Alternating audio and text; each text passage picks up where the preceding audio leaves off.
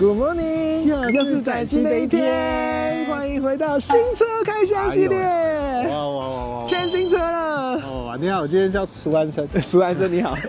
好了，我们今天呢超像一个交车大会的。听说那种电车啊，这种一次大船入港，然后带了很多车来，然后都有集体的交车大会。今天超级像的，超级像大概有20-30台的 Volvo EX30，停满饭店地下室一整排，哇，超壮观，各个颜色都有。因为他们这次总共出了4款新的颜色，那4个颜色呢，其实在这次的试车大会全部都有。这算是 Volvo 第一次引进全新世代的电车，因为之前其实也有电车，可是呢，不像是这台车做的像是现在流行的电车的感觉。待会我们来慢慢跟大家介绍一下，这台车在海外卖的非常好，所以他们就这一次觉得他们试车，所以他们特别有信心。对，办了超大，然后他们已经试温过世界各地，以后发现，它真的还蛮不错的。而且我们是睽违1年半才进来台湾。对，好，那我们先来看外观，好，来，外观，我们来看一下这台就是 EX30。Anson 对 Volvo 有什么样的印象或感觉吗？对我来讲，它的安全性通常是首选的，而且它的设计感通常都会很轻巧、低调，但你感觉得出来它的那个细致度。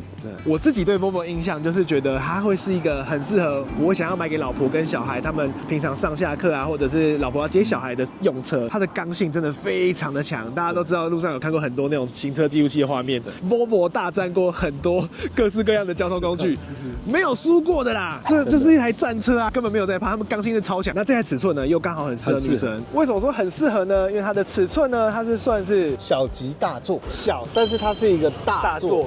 确实，它把所有 Volvo 新科技的精华都浓缩在这台车里面。就是简单来讲，你不论它的车子的等级啊，这一台它就走在最前线。之后 Volvo 整个方向科技的发展，这一台就是敲门砖。Anson 有觉得它的外观是有符合你心中的电车啊，或者是那种科技？我觉得它的那个未来感在这里是很明显。水箱护罩以前的地方，对，那现在因为没有引擎，所以它没有水箱护罩，它已经没有那个一条，不会有任何的颗粒感。可是我觉得这个蛮特别的，就是因为它这个是黑色面，然后它的镜头放在这个黑色里面，远看其实看不太出来，近看就发现，原来镜头插在这个里面。对，因为它这台车有超多雷达也跟超多镜头，它这就是一个很科技的车子。我身为目前这个最有资格说这件事情的，台湾的车真的需要雷达。至少车子看到我的时候，它会先逼主动刹停，对不对？对。好，那我第二个喜欢的，他们有说，因为我们的雷神索尔呢来自我们北欧的瑞典，所以它这一次的设计呢，也特别把它融入了这台 EX30里面。它的车头呢，就是一个你看雷神之锤，我自己觉得超有科技感，很帅。好，再来是 Linkin 的话，真的就超级现代感的感觉，就是像是未来车那样。那它用的轮胎尺寸呢是245/45R19，因为它这台是比较小的车子，所以它轮胎呢尺寸相对也是比较小一点点的。门的设计呢，其实它还是用传统的手把，它没有按钮，就是手摸上去它就感应，它就打开。打开来之后，我要给大家看的是后照镜，就跟这个你家的电视一样，怎么说？哦，是这样，有没有很薄很细的感觉？我一直想要讲它哪里不一样，但是我就觉得它真的无边框啊。然后它这边有一条线，我在想它应该是这边会有显示左右来车，然后跟一些电子的车子需要注意的旁边的状况这样子。来，我看一下屁股特别 Volvo， 它的车一直以来都不会让你觉得那种屁股很方很正很凸，再怎么样这个唯一角的地方都是圆的。后车厢很可爱，它这个按钮隐藏在这边，讲。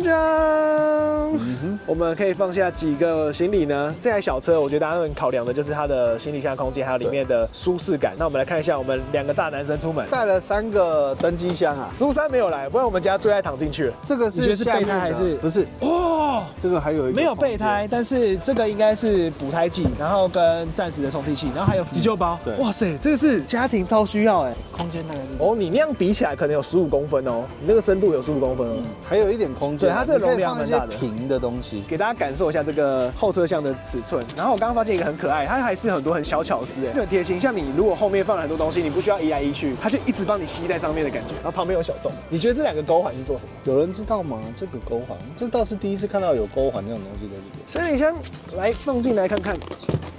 这个是登机箱的话，几乎可以放到3个，然后再多我一个包包是没有问题的。电车最厉害的地方就是它除了后行李箱之外呢，它还有前行李箱。它后面的话呢，如果你要放28寸到30寸的话，我觉得顶多放会有点挤，一个就顶。最后屁股呢，还有一个很重要的地方，跟我们传统的 Volvo 绝对是不一样的。大家有猜到了吗？没错，就是它没有排气管，因为它是电车。它的引擎盖呢是在这边，像我们传统在开引擎盖一样。硬塑料的盖板，很小超乎我想象的小。我原本以为小是至少放得下一个登机箱，这个应该就是放一些雨伞啦，车上你长期放着，你平常也不会一直开这个地方啦。我听很多电车车主分享是他们后来习惯都用前面的车厢，但是因为那前面够大，这个相对比较小。那我们准备要开去南投，那待会一路上呢，我们再来体验一下这台 EX30到底开车的路感啊、体感到底如何。Let's go！ 今天我就当司机啦。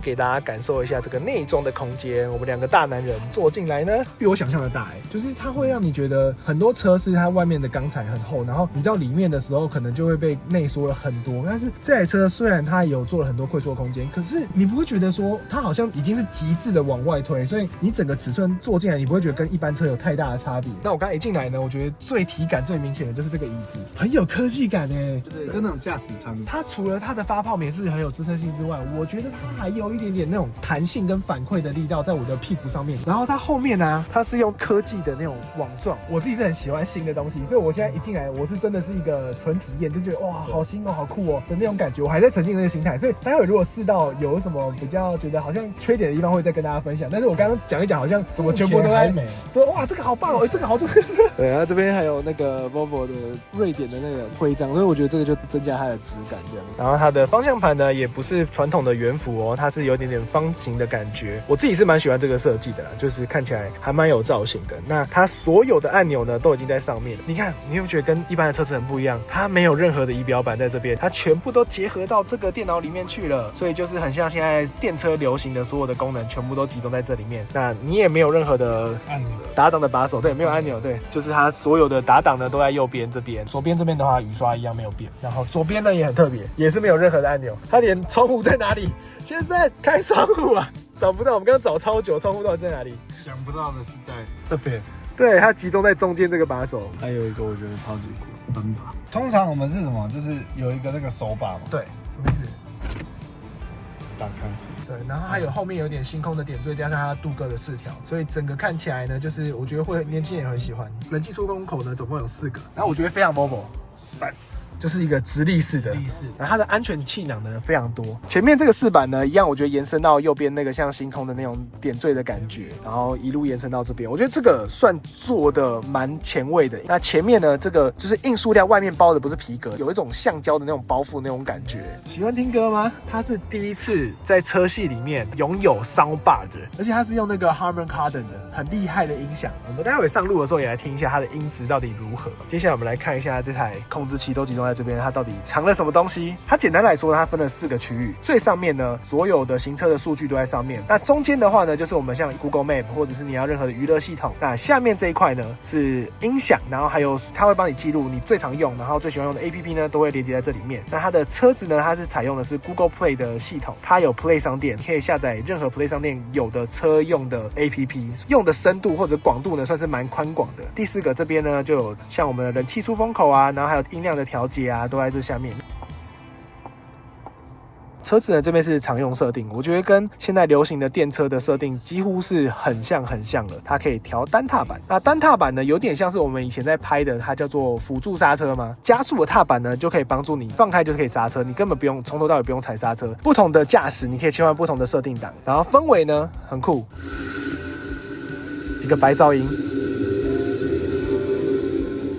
它车室的车灯呢也会跟着做不同的变化，雨刷的灵敏度啊，然后手套箱的开关这边都可以做调整。然后后视镜的话按上来，这边可以选左右，方向呢是用这个去按。然后再来是我们来看一下设定，设定也超多细节的，分别依照自己的使用状态去做设定。里面就有智能辅助系统，然后跟速线辅助系统，与前方的间隔也可以调整短长或者是适中。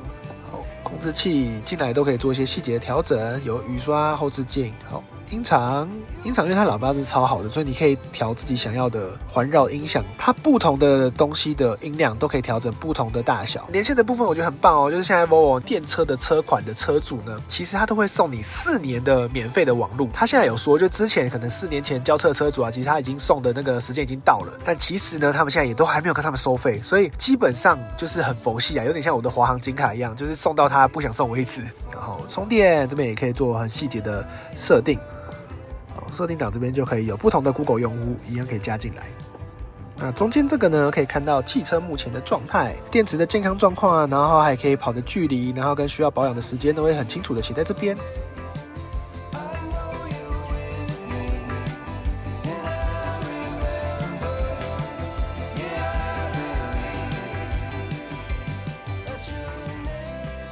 好，我们来看一下中间好了，它有一个中岛是那种悬浮的感觉，那上面2个置杯架，然后下面它其实有一个镂空哦，镂空的话这边也蛮大的空间是可以用的，而且有一个很厉害的东西，哦，它可以零吗？哦，012哦啊，零的时候这边就好大哎，哦，你看这边。哦，而且这里还有2个 Type C 口，然后跟1个无线充电，然后这边还有一个还可以把它关起来，所以你下面就可以做一些收纳。哦，这是哦，这边有一个隐藏的空间在这里。通常都是在这个位置啦，但是现在这里是空的。车机的明度，我自己觉得它明度算蛮高的，因为现在其实车机是标配啦，可是等级就差很多。屏幕画质啊，其实算蛮清晰的，然后反应也很灵敏，你看，然后再来是相机，相机我觉得也差很多。每台车现在也都是标配相机，可是相机的画质清晰度其实差蛮多的。它是有环境的，有一些电车是没有环境这个功能哦。当你在停车的时候，你还可以知道旁边有一些摩托车在经过啊，或者是这个格子你到底有没有停得正。我们来看一下这个优质喇叭搭配这个优质音乐的效果到底是如何。而且这次一定不会有版权问题，没有，绝对没有。哎呦，他人声很近哦。有。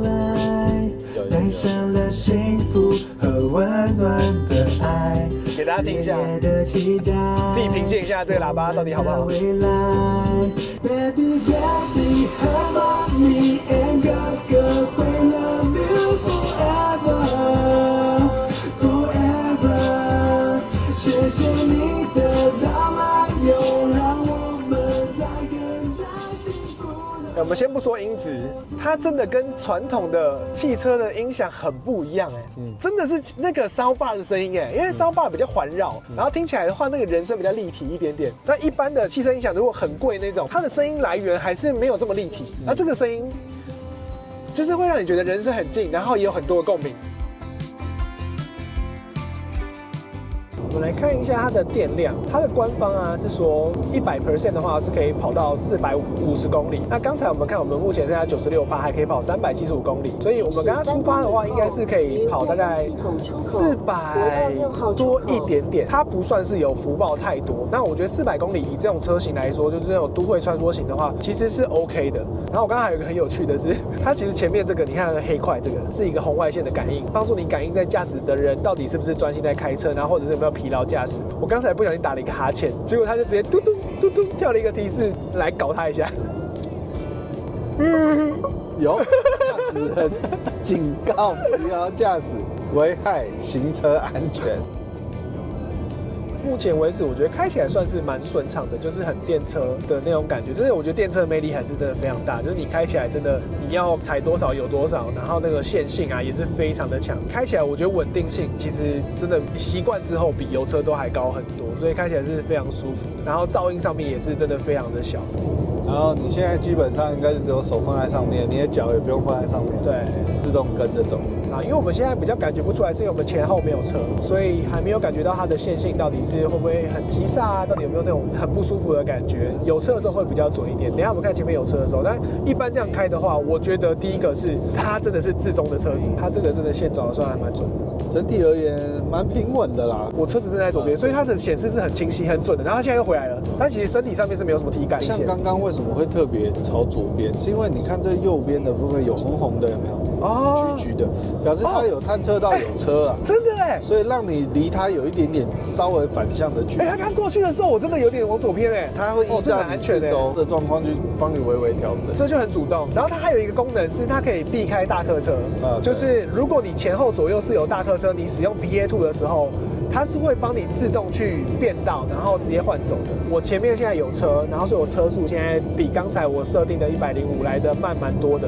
可是体感上面我觉得很舒服，没有感觉到刹车。我个人觉得，如果默默现在人在车上，他会说开得比我好。它不像特斯拉，它变道会再加一点速，加这么快，一点点加，它没有加很快，所以感觉非常线性的，它就加一点点，它是有加的哦。气球，原来它是紧急呼救 ，sorry， 真的是一台超安全的车。这个好酷哦，第一次看到可以这样做。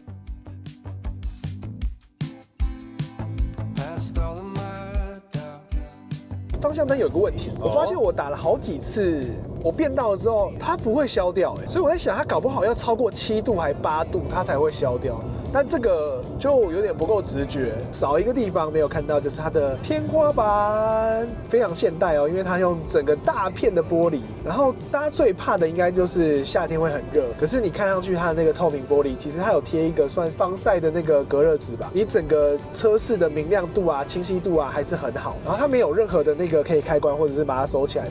哇，好，我们要右转，看右转哒哒哒，它会不会跳掉？目的地会在你的左手掉掉了。真的转弯换道，变道不行，那个百分比有点低。接下来我们来体验一下后座的尺寸、后座大小，到底会不会很拥挤呢？先给大家看一下，底下的平整性算是蛮好的哦，因为是电车，所以中间呢有高起来大概5公分左右，基本上是全平的。前面的话很特别，是这2个是左右的窗户的开关，那它是往下压就会打开，往上拉就会关起来。那也是第一次看到这种设计。然后旁边左右两边呢有2个 Type C 的接孔，下面呢有很大的置物盒。你看这置物盒是可以完全拿出来的，所以拿东西其实算蛮方便。那我前面呢，刚才是我开车的状态，怎么说呢？因为你看起来好像，你看我脚打开之后，你会觉得我脚竟然是没有空间的。可是很神奇的是，我脚关起来，然后下来之后，它前面皮革缝纫的地方是在外面那一层，但其实它里面是可以内缩进去的。这个皮革是有点像弹性布的皮革那种感觉，往前呢其实还是有点距离的。虽然我会顶到前面，可是我至少还有一点往前伸的距离。如果要再舒适一点的话，就是要牺牲一下驾驶，可能要再往前坐一点，我这样会坐起来再更舒服一些。然后旁边的把手设计呢，跟前座其实是差不多的，有一个小口袋，小口袋的话里面有一个像透气布的那种感觉，然后做一个2个颜色的跳色，这边一个，这边一个，然后这边第3个颜色。然后后面的头枕呢，这一样是可以调整高度，跟传统一样。它的网椅呢就很像是那种高科技的那种电脑椅，然后这边一样有前座的那个很舒适的那个网状的椅垫，其实它这个很好坐我觉得它这个椅子算真的很好坐。中间的大小的话，大概是我一个手掌的大小的。来试一下坐中间，中间的话就真的比较辛苦。这台车我觉得一定有载人的需求的话，挤一下还 OK。可是如果要长时间坐在中间的话，其实会蛮辛苦的。但是呢，坐在中间，我觉得哇，上面的视野真好啊！天哪，你看加上这个树林，想象我好像来到了北欧一样的感觉啊！真的还不错哦。这一次 EX30 呢，它总共有3种钥匙，一种呢是用手机 APP， 直接用手机呢就可以直接操控车上的开关啊，还有一些设备。那还有其他2种钥匙是，一个是 NFC 的，然后一个是呢像以前我们那种无线遥控的钥匙。那 NFC 的话，这边有一个感应的按钮，或者是你只要手放在这边，然后摸一下这个，它就可以开关了。你要么是钥匙在身上，或者是你如果是用一片的那种 NFC 的车钥匙呢，你就直接感应在这边手机充电的地方的话呢，它就一样就可以启动。那启动的话不会有任何按钮，就直接打排档杆，这样就可以直接把车开走啦。好的，一日的 Volvo EX30 试驾之旅我们已经回来啦。最后来跟大家分享一下今天体验下来的一些优点还有缺点，绝对没有吃人嘴软。My opinion， 在我的观点呢，我觉得这台车还是很不错的哦。首先呢，当然还是它的安全性，给老婆开或者要载小孩，真的开 Volvo 还是最放心、最安全的，因为它的刚性非常好，然后它的主动跟被动的安全配备呢，也会让你在操驾上面觉得非常安心。那它的优点跟缺点呢，也是我觉得是一样的，就是它优点就是它车身很小巧，所以你穿梭在城市里面呢是非常的方便的。那小女生开在里面，或者是妈妈要开的时候呢，也不会担心说车子太大，然后不好拿捏那个距离。城市操控是非常 OK 的。那你要停车啊或什么也都很方便。那缺点当然就是它的后座还是比较紧凑的，所以如果你要载到4个人或5个人的话呢，我觉得还是会有点小吃力。那再来是它性能的部分，我觉得今天操控起来真的其实是有驾驭的感受的。你要速度有速度，那有时候速度不是为了追求快，有时候速度是一个安全。今天有一个紧急状况的时候呢，你的性能是足够保护你的家人的，我觉得这是非常重要的。再来是它 PA2， 我觉得 PA2 真的还蛮棒的。以我试过这么多台车的主动安全或被动安全的自动跟车啊，或者是车道之中这些功能来讲，哇，我觉得它算是真的蛮成熟的产品，而且蛮稳定的啊。还有一个小缺点忘记讲，刚才我们在测试那个自动停车的时候，原本想说来试一下，不知道是不是因为它现在版本的关系，所以它其实没有很稳定。然后我一直要找那个格子，其实实找不太到，蛮辛苦的。所以希望之后可能上市啊或交车之后，它都有很大的调整，然后或者是可以让它变得更稳定一些。好啦，以上就是今天的试车影片，喜欢的话记得订阅、分享、按赞。我们下次试车的影片再见喽，拜拜。